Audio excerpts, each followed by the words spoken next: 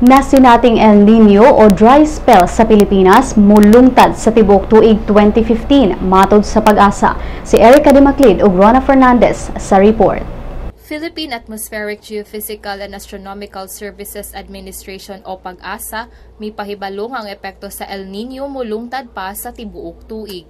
Si Pag-asa Weather Specialist Al Kiblat miingon nga base sa report sa Pag-asa ni atong Mayo 6, posibleng mohinay ang epekto sa El Nino karong Hunyo apan magpadayon gihapon ang epekto niini hangtod matapos ang tuig. Base sa forecast sa Pag-asa kanang gitawag nato rainfall forecast nga magpadayon up to September kulang kuno tag-ulan. So kulang ulan, so ang may tabo, inanay itong mga panahon nga doon ay mga pag-ulan pero ginagmay. Ang ulan nga itong masinati, dili gikan sa Pacific Ocean. Kaya ang Pacific Ocean, makamugna gino nga pag-ulan mo, nagitawag na itong mga widespread nga ulan. Matod ni Kiblat nga bisan pa man og nagsugod na ang ting-ulan, dili gihapon kini makasuporta sa kakuwang sa tubig sa probinsya ug bagyo lang ang makahatag og igong tubig nga makasuporta sa mga tao. Kung doon ay bagyo sa El Nino, ang direksyon dili sa tuwa. Padulong sa Luzon, pareha itong miyaging bagyo.